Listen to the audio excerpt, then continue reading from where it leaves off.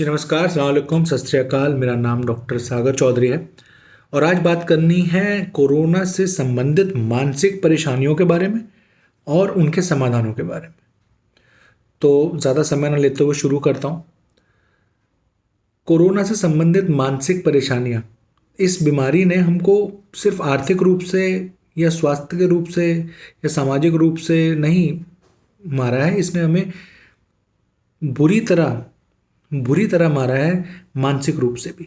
ये मैं अपने व्यक्तिगत अनुभव से बता रहा हूँ, जो मेरे परिवार के साथ हुआ, जो मेरे साथ हुआ उससे बता रहा हूँ और चाहता हूँ कि आप ये समाधान सुने और दूसरों को बताएं और इस चीज़ की गंभीरता को उनको समझा पाएं। तो हो ये रहा है कि हमारा दिनचर्या शुरू होता है सुबह समाचार पत्र से और उस पत्र में हम सिर्फ ये पढ़ते हैं कि इतने लोगों की मौत, इतने लोग जलने से मर गए, इतने लोग ऑक्सीजन की कमी से मर गए और पता नहीं क्या क्या। ऐसा ही न्यूज़ में होता है। जब अगर मोबाइल उठाते हैं तो हमें विवशता दिखती है, हमें दिखता है कि कितने लोग मजबूर हैं, कितने लोग परेशान हैं, आपसे कुछ लोग हेल्प मांग रहे होते हैं, आप उनकी सहायता नहीं कर पा रहे होते हैं, आप खुद की विवशता को भी महसूस कर पा रहे होते हैं।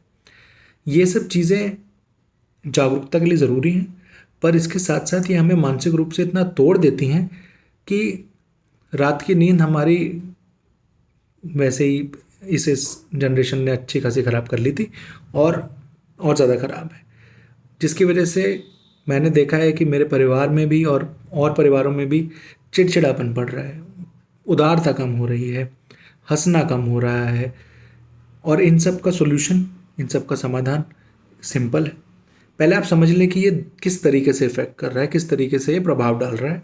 दो तरीक़ों से प्रभाव डाल रहा है। पहले लोग वो जो लोग ठीक हैं, जिनको कोई परेशानी नहीं है, भगवान की उन पे बहुत कृपा है, जिनको अभी परिवार में कोई संक्रमित नहीं है, किसी को उन्होंने खोया नहीं है, कोई इतना परेशान नहीं है, ऐसे लोग भी बहुत ज़्यादा डरे हुए हैं, वैक्सीन लगाने के बाद भी डरे हुए हैं। और उनका डरना बनता है। इसके सिवा वो लोग, मेरे जैसे लोग जिनके परिवार में ऐसे हादसे हुए हैं, जैसे मैंने अपने दादाजी को खोया, अपने पिताजी को बहुत गंभीर हालत से हम वापस लेके आए, कंडीशन ठीक हुई उनकी। ऐसे लोग दो तरीके से प्रभावित हो रहे हैं। एक तो परिवार प्रभावित हो रहा है कि उन्होंने किसी को खोया। दूसरा, जो कोरोना से वापस सही हो रहे हैं पेशेंट्स, वो मरीज़ प्लीज़ इस बात को सुने कि आपको पता नहीं लग रहा है आप कितने ज़्यादा। मेरे पिताजी मानसिक रूप से बहुत ज़्यादा मजबूत हैं, फिर भी मैंने उनके अंदर एक मानसिक रूप से परेशानी देखी। मैंने देखा कि वो इतनी जल्दी उभर नहीं पाए चीज़ों से। हालांकि एक बहुत बड़ा झटका था कि उन्होंने अपने पिताजी को खोया, मगर उसके बावजूद भी आगे भी वो उभर नहीं पाए। उनका खाना कम हो गया, उनके समझने की शक्ति कम हो गई, उनकी बातें कम हो गई, वो जितनी हमसे बातचीत क्या करते थे वो कम हो गया, उनका घूमना फिरना बंद हो गया, उनका लोगों से मिलना बंद हो गया। ये 2020 की बात है, अभी तो खैर बंद ही है। उस समय पे चीज़ें ठीक हो रही थी, लोग मिल रहे थे आपस में, सब कुछ बंद हो गया। तो उनको हमने कैसे निकाला इस चीज़ से, या उन्होंने खुद अपने आप को कैसे उस चीज़ से निकाला? इसके दो तरीके हैं। पहला, ऐसी कोई भी खबर, जागरूक रहिए, पर ऐसी कोई भी खबर को लगातार मत देखिए। मैं देख रहा हूँ पूरे पूरे दिन टीवी चल रहा है, आप सिर्फ एक ही चीज़ को बार बार सुनते रहेंगे ना, कान में एक प्रचंड मंत्र की तरह वो चलता रहेगा, क्योंकि खबर अच्छी बहुत कम आ रही है और ख़राब ज़्यादा। कोशिश करें कि ऐसे पेशेंट के आसपास जो उभरे हैं इस बीमारी से, उनको अच्छी खबरें सुनाई दें, क्योंकि उनको खुद ने उन्होंने इतना कुछ झेला है कि वो जब ये सब सुनते हैं तो उनको अपना समय याद आता है। कोशिश करें कि ऐसी खबरें कम चलें। कोशिश करें कि घर में एक हंसी मजाक का माहौल रहे। कोशिश करें कि सब आपस में बातचीत बहुत करें।